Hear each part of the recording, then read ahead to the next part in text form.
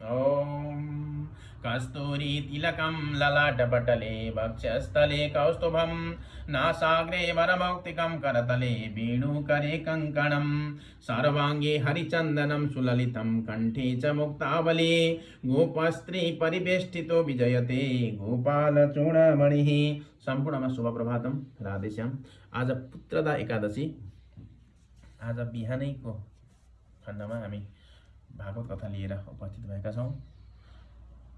हिजोको सन्ध्याकालीन बसाइमा श्रीमद् भागवतको षष्ठम स्कन्धको पञ्चम अध्यायको कथा श्रवण गरेका थियौँ। आज षष्ठम स्कन्धको षष्ठ अध्यायको कथा श्रवण गर्दैछौँ। आउनुहोस् आजको मङ्गलमय कथामा प्रवेश गरौँ। दक्ष प्रजापतिका 60 कन्याहरूको वंशको विवरण श्री सुकदेव भन्नुहुन्छ। परीक्षित त्यसपछि ब्रह्माले धेरै अनुनय विनय गर्नुभएपछि दक्ष प्रजापतिले आफ्नी पत्नी असिग्नीको गर्भबाट 60 कन्याहरू उत्पन्न गरे। ती सबै आफ्ना पिता दक्षलाई ज्यादै प्रेम गर्दथे। दक्ष प्रजापतिले ती मध्ये 10 कन्या धर्मलाई, 13 कश्यपलाई, 27 चन्द्रमालाई, 2 भूतलाई, 2 अंगिरालाई, 2 कृशाश्वलाई र बाँकी 4 ताक्ष नामधारी कश्यपलाई नै विवाह गरिदिए। परीक्षित तिमी यी दक्ष कन्याहरूका र तिनका सन्तानहरूको नाम मबाट सुन। यिनैको वंश परम्परा तिनै लोकहरूमा फैलिएको छ। धर्मका 10 पत्नीहरू थिए। भानु, लम्बा, कुकुब, जामी, विश्वा, साध्या, मरुद्वती, वसु, मुरुहता र संकल्पा। तिनका पुत्रको नाम सुन। राजन, भानुको पुत्र देव ऋषभ र उनका पुत्र इन्द्रसेन भए। लम्बाको पुत्र भयो विद्युत र उनको मेघगण। कुकुबको पुत्र भयो संकट, उनको किकट र किकटको पुत्र भए पृथ्वीको सम्पूर्ण दुर्गहरू का अभिमानी देवता। जामीको पुत्रको नाम थियो स्वर्ग र उनको पुत्र भयो नन्दी। विश्वको विश्वदेव भए, उनको कुनै सन्तान भएन। साध्यबाट साध्यगण भएर उनका पुत्र भए अर्थसिद्धि। मरुद्वतीका 2 पुत्र भए, मरुद्वान र जयन्त भगवान वासुदेवका अंश हुन्, जसलाई मानिसहरू उपेन्द्र भनी भन्दछन्। मुहुर्तबाट मुहुर्तका अभिमानी देवता उत्पन्न भए। यी आफ्ना मुहुर्तमा जीवहरूलाई तिनको कर्म अनुसार फल दिन्छन्। संकल्पको पुत्र भयो र संकल्प उसको नाम।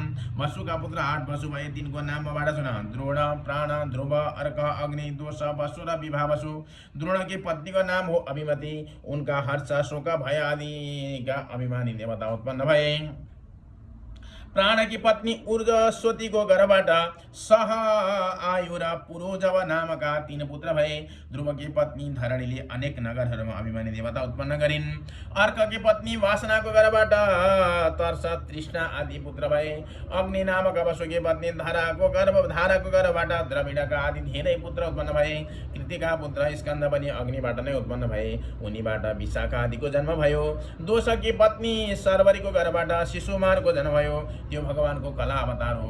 वसुकी पत्नी अंगिरसीबाट शिल्पकलाका अधिपति विश्वकर्मा भए। विश्वकर्माकी भार्या कृतिको गर्भबाट चाक्षुष मनु भए र तिनका पुत्र विश्वदेव एवं साध्यगण भए। विवावसुकी पत्नी उषाबाट 3 पुत्र भए, व्युष्ट, रोचिस र आपत। तीमध्ये आपतका पञ्चयाम नामक पुत्र भयो।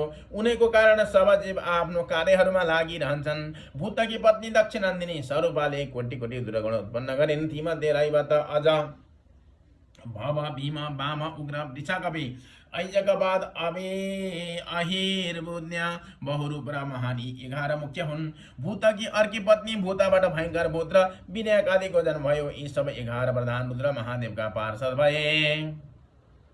अंगिरा प्रजापतिकी प्रथम पत्नी शोधाले पितृगणलाई उत्पन्न गरिन् र अर्की पत्नी सतीले अथर्वाङ्गिरस नामक वेदलाई नै पुत्र रूपले स्वीकार गरिन्।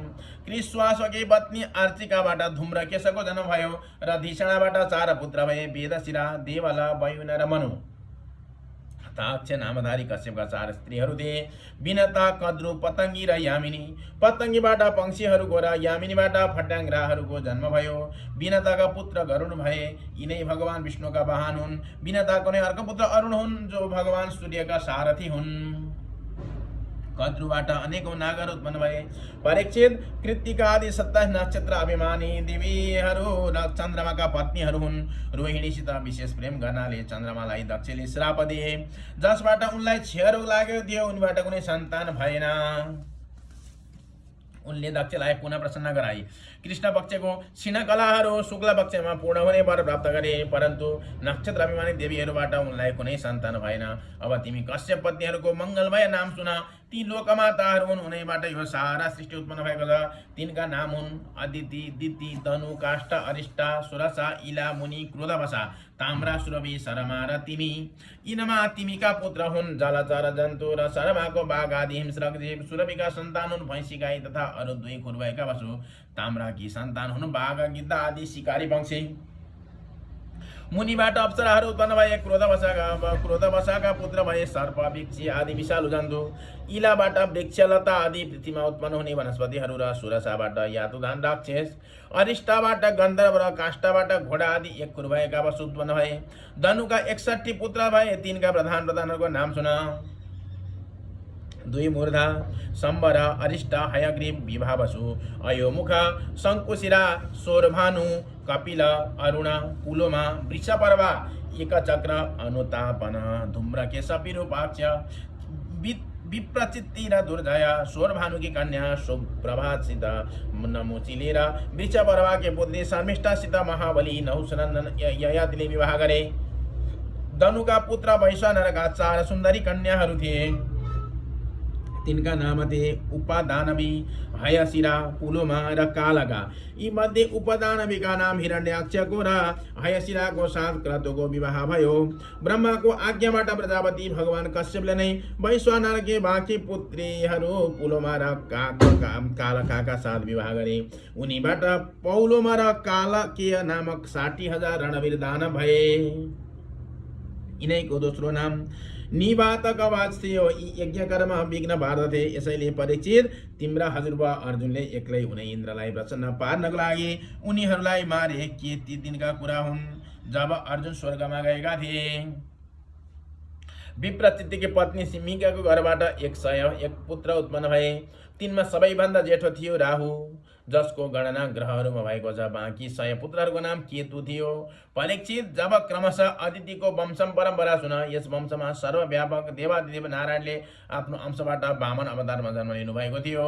अदितिका पुत्र थिए विवस्वान, अर्यमा, पूषा, त्वष्टा, सविता, भग, धाता, विधाता, वरुण, मित्र, इन्द्र र त्रिविक्रम। यही 12 आदित्य कहलिए। विवस्वान की पत्नी महाभाग्यवती संज्ञाको घरबाट श्राद्ध देव वैवस्वत मनु एवं यमिका जोडा पैदा भए। यस संज्ञाले नै घोडीको रूप धारण गरी भगवान सूर्यद्वारा भूलोकमा दुवै अश्विनी कुमारहरूलाई जन्म दिइन्। विवस्वान की अर्की पत्नी थिइन् छाया। उसको शनिश्चर र सावर्णिन मनु नामका 2 पुत्र तथा तपति नामकी कन्या उत्पन्न भए। तपतिले सम्वरणलाई पति रूपमा वरण गरिन्। अर्यमा की पत्नी मातृका थिइन्। उनको घरबाट चर्षणी नामक पुत्र भए। ती कर्तव्य अकर्तव्यको ज्ञानले युक्त थिए। यसैले ब्रह्माले यिनैको आधारमा मनुष्य जातिको कल्पना गर्नुभयो। पुखाको कुनै सन्तान भएनन्। प्राचीन कालमा जब शिव दक्षमाथि क्रोधित हुनुभएको थियो, तब पुखा दाँत देखाएर हाँस्न लागेका थिए। यसैले वीरभद्रले यिनको दाँत भाँचिदिएका थिए। तबदेखि पुखा पिनेको अन्न मात्रै खान्छन्। दैत्यहरूकी कान्छी बहिनी कुमारी रचना त्वष्टाकी पत्नी भइन्। रचनाको घरबाट 2 पुत्र भए, सन्निवेश र पराक्रमी विश्वरूप।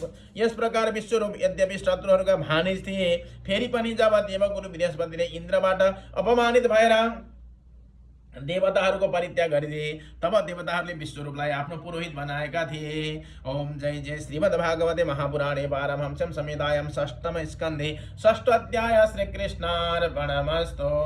ओम नमो भगवते वासुदेवाय।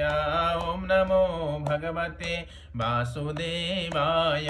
वासुदेवाय भज वासुदेवाय। ओम नमो भगवते वासुदेवाय। ओम नमो भगवते वासुदेवाय। नारदले दुर्वाजीलाई एही मन्त्र दिए, परीक्षित महाराजले एही ज्ञान लिए। ओम नमो भगवते वासुदेवाय। ओम नमो भगवते वासुदेवाय।